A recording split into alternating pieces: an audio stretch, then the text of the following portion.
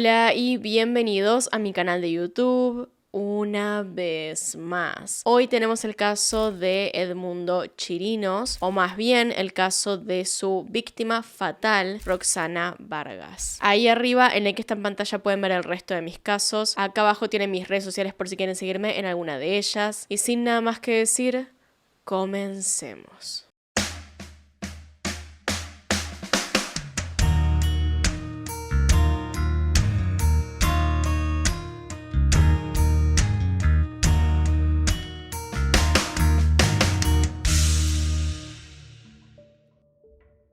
Edmundo Chirinos nació el 12 de agosto de 1935 en Churuguara, capital del Falcón, un estado ubicado hacia el occidente de Venezuela, donde vivió hasta sus 2 o 3 años. Normalmente hablaba de su infancia como si hubiese sido hijo único, pero la verdad es que fue el segundo de 5 hijos del matrimonio entre sus padres, quienes eran un hombre originario de Valencia, España, y una joven del mismo pueblo en el que Edmundo había nacido. Según sus propias palabras, la historia de amor de sus padres parecía prácticamente imposible. Su padre, un hombre culto, inteligente, del primer mundo, había decidido mudarse al recóndito pueblo de Churuguara para invertir en la agricultura. Fue gracias a los empleados de su chacra de varias hectáreas que conoció a la madre de Edmundo, una mujer sumamente religiosa que provenía de una numerosa y humilde familia local. Así es como él los describía. Edmundo hablaba orgullosamente de su padre, contando la anécdota de que había elegido su nombre debido al fanatismo que sentía hacia el conde de Montecristo. Pero en cuanto a su madre, no contaba demasiado, nombrándola solo para hacer comentarios un tanto irónicos sobre la fe que tenía o cómo intentó sin éxito transmitirla a su primer hijo varón. Con sus hermanos pasaba más o menos lo mismo. Edmundo no hablaba de ninguno que no fuera su hermana mayor, Esmirna, con quien según él siempre había tenido mejor relación, aunque la verdad, más que hablar de su hermana como persona, le gustaba hablar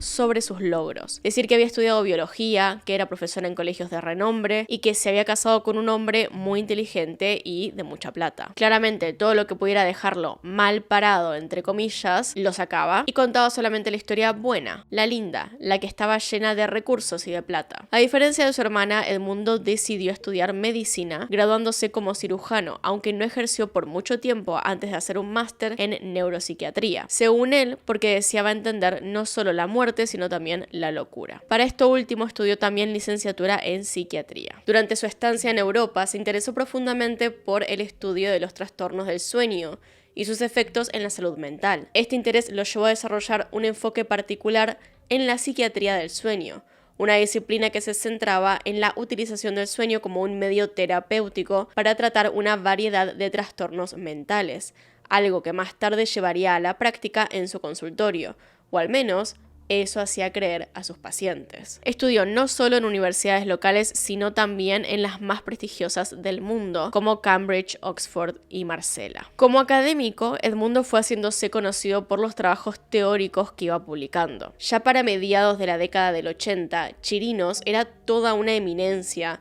respecto a la psiquiatría en el país y tenía mucho reconocimiento internacional. Tiene en su haber más de 700 artículos científicos publicados en revistas especializadas de neurociencia. Pero para el mundo general, Edmundo pasó a ser conocido en el año 1984, cuando se lo eligió rector de la universidad más importante del país, llamada Universidad Central de Venezuela o UCB. Y poco tiempo después ocurrió un episodio que se conoce como la masacre de Tazón. Esto se dio el 19 de septiembre de aquel año, bajo el gobierno democrático de derecha de Jaime Lucinchi, que se caracterizó por violar y abusar de los derechos de los ciudadanos venezolanos, situación que llevó a la población a manifestarse, en especial a los estudiantes universitarios, que se reunían para protestar en el centro de Caracas. Ese día, por lo menos 4 buses repletos de estudiantes llegaron a la UCB desde donde iban a partir hasta el centro. Sin embargo, Edmundo llamó a la policía para alertar, lo que llevó a que decenas de guardias nacionales se hicieran presentes, interceptando estos colectivos en el peaje Tazón, donde los acribillaron a balazos, resultando en un total de 34 estudiantes fallecidos. Cuando se supo que la llamada que había alertado a los policías de las protestas provino desde la rectoría de la propia universidad, la asamblea estudiantil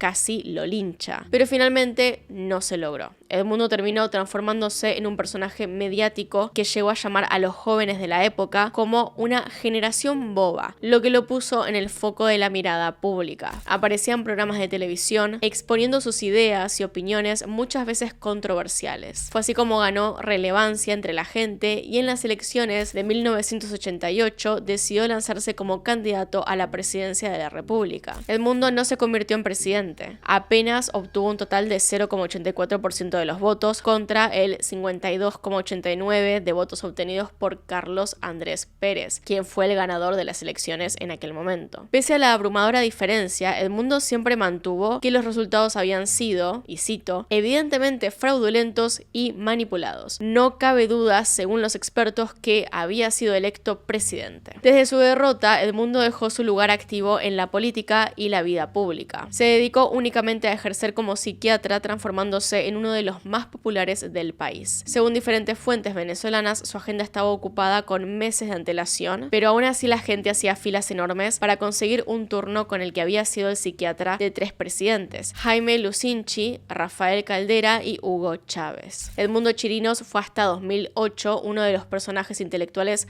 más importantes del país. Se podía estar de acuerdo o no con su manera de pensar, pero el respeto era algo que todos sentían por él, algo que claramente cambió cuando se descubrió lo que había hecho. Antes de pasar directamente a lo que conocemos como los hechos, tenemos que hablar de la otra protagonista de este caso, Roxana Vargas, una chica originaria de Valle de la Pascua en el estado de Guárico. Tenía 19 años cuando se mudó a Caracas para empezar sus estudios terciarios. Específicamente se anotó en la carrera de Comunicación Social, impartida en la Universidad Católica Santa Rosa, conocida también como UCSAR. Después de estar estudiando ahí un par de meses, Roxana obtuvo una pasantía en Radio Caracas Televisión Internacional. Realmente le estaba yendo muy bien en su carrera, pero como ya sabemos, eso no necesariamente indica que se sintiera bien emocionalmente. Desde que era adolescente sufría de depresión y bulimia, trastornos que habían empeorado con la presión de la universidad. Cuando su madre, Ana Teresa Quintero Morales, identificó el devenir de la salud mental de su hija, decidió pedirle a su psiquiatra que la atendiera, y este no era otro que Edmundo Chirinos.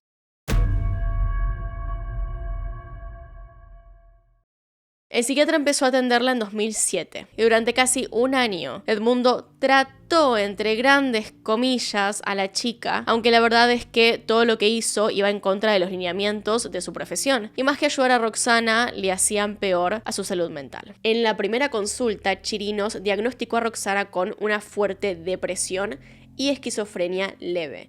Le recomendó a ella y a la familia que sea internada en su clínica para poder llevar un mejor tratamiento. La familia de Roxana rechazó esta idea ya que era demasiado cara. Además, no querían que Roxana pierda sus clases. Fue así como de todas formas comenzó el tratamiento con Chirinos, con la condición de que tenía que ir varias veces a la semana a su consultorio. Chirinos le dijo que harían una terapia de sueño y que debía sedarla para poder hacer los análisis correctamente. Por supuesto que Roxana no iba a desconfiar de un médico tan respetado como Chirinos, así que semana a semana iba a su consultorio a hacer estas terapias de sueño, aunque no entendía muy bien qué pasaba durante estas consultas. No es que estuviera mejorando, no percibía un cambio. Así podría haber seguido durante meses. Sin embargo, en una ocasión, en una de estas sesiones especiales, Roxana se despertó en medio de esto ya que la sedación había sido defectuosa. Para su sorpresa, cuando se despertó, se dio cuenta que Chirinos tenía sus dedos dentro de sus genitales. Roxana no sabía bien qué estaba pasando, aún estaba somnolienta por los efectos de los sedantes, pero como pudo, forcejeó para que este hombre se detuviera. Él intentó calmar a Roxana y le dijo que lo que estaba haciendo era parte de esta terapia y que no le tenía que contar a nadie sobre lo sucedido. Roxana no estaba muy segura de esto, sin embargo le dijo que le creía y que no le contaría a nadie para que la dejara ir. Roxana guardó silencio por unos días, pero finalmente le contó a su madre lo sucedido, lo que había pasado en el consultorio. Ella no lo podía creer, un psiquiatra tan respetado y que además conocía personalmente. Jamás se hubiera imaginado que sería capaz de algo así. pero obviamente tampoco iba a dudar de su hija y la acompañó en este proceso desde el primer momento. Roxana fue así a un hospital acompañada de su madre para que un ginecólogo la revisara. Este concluyó que sus genitales tenían lesiones compatibles con abuso sexual y también indicó que todavía seguía siendo virgen. Ahora Roxana y su familia se encontraban en una posición difícil. Chirinos era una persona con mucho poder y temían que denunciarlo les terminara perjudicando, ya que éste podía usar su poder e influencia para salirse con la suya. Además, esto las dejaría muy mal paradas frente a la opinión pública, ya que, como suele suceder en estos casos, siempre se termina buscando la manera de culpar a la víctima, cuando es mujer, por lo sucedido. Y me remito a un caso que hicimos recientemente en el canal, que por si no lo vieron, es uno de los más recientes, y es el de Victoria Pamela Salas, en el cual se ha revictimizado a la mujer una y otra vez. Como sea, la madre de Roxana, por todo esto, optó por alejarla de Chirinos, básicamente en silencio, y que comenzara un nuevo tratamiento en otro lado. Durante un tiempo la salud mental de Roxana comenzó a mejorar poco a poco. Sin embargo, sucedió algo realmente inesperado. Chirinos comenzó a contactar a Roxana. Decía que quería verla, ya que se sentía atraído hacia ella. Recapitulemos un poco el contexto para tener en cuenta lo sucedido. Estamos hablando de un hombre de, en ese entonces, 72 años, reconocido y respetado psiquiatra que había abusado durante semanas de su paciente. Y por otro lado tenemos a Roxana, una adolescente de apenas 19 años, con una salud mental bastante deteriorada y que había sufrido abusos de su propio psiquiatra. Obviamente la asimetría de poder en esta relación hizo que Roxana, inocente y vulnerable, se dejara seducir por las palabras de Chirinos. Fue así como Roxana y Chirinos comenzaron a tener una relación marcada por la manipulación y el abuso. Roxana comenzó a documentar muchas de las cosas de la relación en su diario íntimo, cosas como la primera vez que tuvieron relaciones. En estos registros también se notaba la ingenuidad de la mujer, ya que no sabía ni cuántos años tenía Chirinos. Solo se refería a esto como que él era mucho mayor que ella. La misma Roxana escribió en su blog cómo la confundía la relación que había empezado a tener con su psiquiatra. Ese día que me entregué a mi psiquiatra tuve mucho miedo, pero me trató bien, me dijo hermosa y muchas cosas más. Me besaba muy sensualmente, de modo que no lo olvide de pronto. Después de ese día estuvimos hablando mucho, me dijo que se iba a volver a repetir. Ojo, pero sin compromiso. Además que él es una persona mucho mayor que yo. Sin mentir, debe tener como unos 60 años o tal vez más. Ayer lo volví a hacer con él, pero no tan igual como el primer día, ya que estaba en horario de consulta y pues no podíamos durar mucho. Creo que sin querer le estoy agarrando cariño. Pero eso es muy malo, porque quiero a Mariano y el psiquiatra solo me quiere como objeto. No sé qué hacer. No sé si les había dicho, pero mi primera vez lo hice con él, con el psiquiatra. Imagínense cómo estoy. A casi un año de haberse convertido en su paciente y algo más, el 12 de julio del 2008, Roxana desapareció. Su familia y amigos habían estado teniendo contacto con ella hasta las 18 horas. Después de eso, nadie volvió a saber de ella. Teniendo en cuenta el mal momento respecto a su salud mental que estaba pasando, sus padres no demoraron en denunciar su ausencia, temiendo lo peor. La última persona en haberla visto fue Mariano, un amigo con quien Roxana tenía bastante confianza. Se habían juntado en un shopping o centro comercial y para las 6 de la tarde ella había estado recibiendo llamadas que al parecer eran privadas, ya que se alejaba de su amigo para contestar, algo que le llamaba mucho la atención, ya que ella no solía hacer eso. Un rato después de atender y hablar unos minutos, Roxana dijo que se tenía que ir, así que Mariano la acompañó hasta la parada de colectivo y la vio por última vez cuando ya era de noche, cerca de las 7 de la tarde. Mariano fue descartado como persona de interés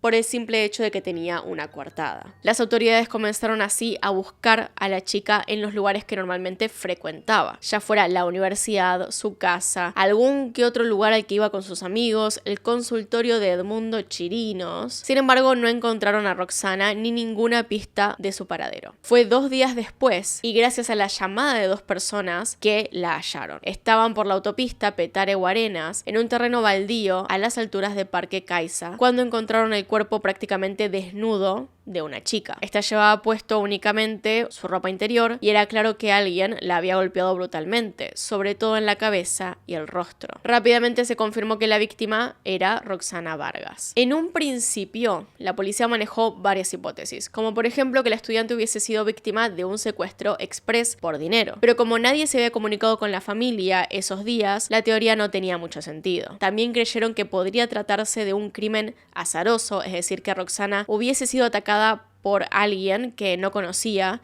ya fuese con el objetivo de robarle o abusar de ella. Incluso se creyó que podía tratarse de un crimen político, ya que la joven hacía sus pasantías en RCTV, un medio opositor al gobierno. Cuando el análisis minucioso de todas estas posibles teorías las fue descartando, los detectives acudieron a la familia de Roxana para preguntar si se les ocurría a alguien que pudiese estar tras lo que le había pasado. Su familia no dudó ni un segundo en dar el nombre de Edmundo Chirinos. Ellos estaban al tanto de la relación turbulenta que el médico llevaba con su paciente y en varias ocasiones habían intentado convencer a su hija de que dejara aquella relación, pero nunca había funcionado. Los amigos de la chica, por su parte, aportaron la URL del blog en el que Roxana había descrito detalladamente lo que vivió durante esos meses con Edmundo. Con esta información, los detectives declararon al reconocido médico como el principal sospechoso de la investigación y enfocaron sus esfuerzos en él. Mientras la policía accedía a los registros telefónicos de la víctima, la autopsia arrojó que Roxana tenía por lo menos 7 fracturas en la cabeza, las cuales habían sido hechas previo a su muerte y que fueron estos golpes la causa de su muerte, provocando un traumatismo cráneoencefálico. Además, los médicos forenses encontraron en el cuerpo de la joven un pendiente, un arito, y esto sería una evidencia fundamental para más tarde. Los registros telefónicos de Roxana corroboraron las sospechas de los detectives, ya que en ellos constaba que la víctima había recibido una llamada de su psiquiatra alrededor de las 18 horas del 12 de julio, es decir, poco antes de que su entorno dejase de saber por completo de ella. Con toda esta evidencia obtuvieron una orden de allanamiento contra Edmundo Chirinos, que implicaba tanto su consultorio como su hogar. En el lugar donde Edmundo atendía a sus pacientes, los oficiales policiales encontraron otro pendiente exactamente igual al que habían hallado en el cuerpo de Roxana, pero eso no fue todo. En la casa del reconocido doctor encontraron 3 fotografías de Roxana sin ropa, lo que reafirmaba todavía más el carácter de la relación que mantenían. Pero estas 3 fotos eran una mínima parte. En realidad, había 1200 fotos similares de otras mujeres. También revisaron 2 autos, un Mercedes-Benz azul y un BMW azul también. Del baúl de ambos vehículos se desprendía un olor terrible y se recolectaron elementos pilosos, o dicho de otra forma, cabellos. Se determinó que las alfombras de los vehículos parecían haber sido impregnadas con una sustancia que intervenía con el luminol, que es el líquido utilizado para rastrear sangre. El estudio toxicológico realizado a Roxana después de muerta fue negativo para alcohol y drogas como la cocaína. Pero quizá lo más importante es que la muestra de ADN enviada al laboratorio determinó que la sangre recolectada en el consultorio de Chirinos pertenecía a Roxana Vargas. Es así que el 1 de agosto, a 15 días del crimen, el tribunal ordenó la detención domiciliaria preventiva de Chirinos y le prohibieron la salida del país. Cuando se presentó a declarar, el hombre dijo: "Vengo aquí a demostrar que todo esto es una gran mentira. Ha sido una confabulación contra mí. Soy absolutamente inocente y así va a quedar demostrado". El 12 de agosto de ese mismo año se celebró la primera audiencia judicial sobre este caso. El Ministerio Público responsable de la investigación presentó en esa instancia 109 elementos probatorios, es decir, evidencia, entre las que estaban las fotografías, los posts de Roxana en su blog, pero además 14 testimonios de mujeres que se habían animado a admitir que el doctor había abusado de ellas mientras eran pacientes. De esas más de 100 pruebas, el juzgado solo aceptó 70, además de los testimonios de esas mujeres, que fueron analizados uno por uno, por lo que el proceso judicial constó de una numerosa cantidad de audiencias que acabaron en 2010, cuando se determinó que el psiquiatra de 3 presidentes nacionales era culpable de los cargos de homicidio intencional. Por ello se lo sentenció a 20 años en prisión, que debería pasar en la cárcel Yare III, ubicada en el estado de Miranda, pero no estuvo mucho tiempo ahí. Antes de pasar al régimen de prisión domiciliaria, en 2011, el psiquiatra solicitó al presidente Hugo Chávez un indulto, es decir, que se le perdonara por sus crímenes. Argumentaba que a sus 77 años de edad era ilegal que se lo mantuviera recluido en una cárcel, tal como se establece en el Código Penal de ese país. Sin embargo, ante la atenta mirada indignada de la población, Chávez le negó el indulto. En marzo del 2012, Edmundo sufrió un accidente cardiovascular estando en su celda. Su salud, hasta entonces bastante buena, desmejoró considerablemente y llevó a que se le otorgara la prisión domiciliaria, lo que también produjo la protesta de sus víctimas y familiares de Roxana. Apenas un año y poco después, el 24 de agosto del 2013, el cuerpo de Edmundo Chirinos fue encontrado sin vida dentro de su casa ubicada en Cebucán. Se determinó que su muerte había ocurrido por complicaciones en una neumonía. Este caso es uno de los más impactantes de Venezuela en los últimos años, sobre todo porque, como les decía en un principio, nadie creía que atrás de la figura de este reconocido personaje se encontrara un monstruo que sistemáticamente abusó durante toda su carrera de sus pacientes mujeres, llegando a acabar con la vida de una de ellas, que solo había ido hasta él en busca de ayuda. Así que bueno, hasta acá llegamos. Díganme si conocían este caso. A través de los años me han pedido que lo hiciera, así que finalmente está acá en el canal. Y me pueden recomendar más para hacer en los comentarios o en mi mail, que está en la descripción de todos los videos que subo a este canal. Ahí me pueden mandar no solamente el caso que quieren ver, sino también links, fotos, archivos, cualquier cosa que apoye justamente aquel caso que quieran recomendar para el canal. Ahí abajo donde dice unirse, una cosa así, pueden ser miembros del canal también, que eso trae como beneficio un icono. YouTube me avisa más bien quiénes son los miembros del canal para que yo pueda verlos más fácil, y además tienen los videos antes. Apenas los renderizamos y los subimos, los pueden ver. Así que bueno, hasta acá llegamos. Acá están los Patreons y los miembros del canal. Gracias por apoyarme a través de esos medios. Sin nada más que decir, acá tiene un video nuevo, acá tiene un video recomendado. Se pueden suscribir haciendo clic en mi cara y nos vemos en otro video. Adiós.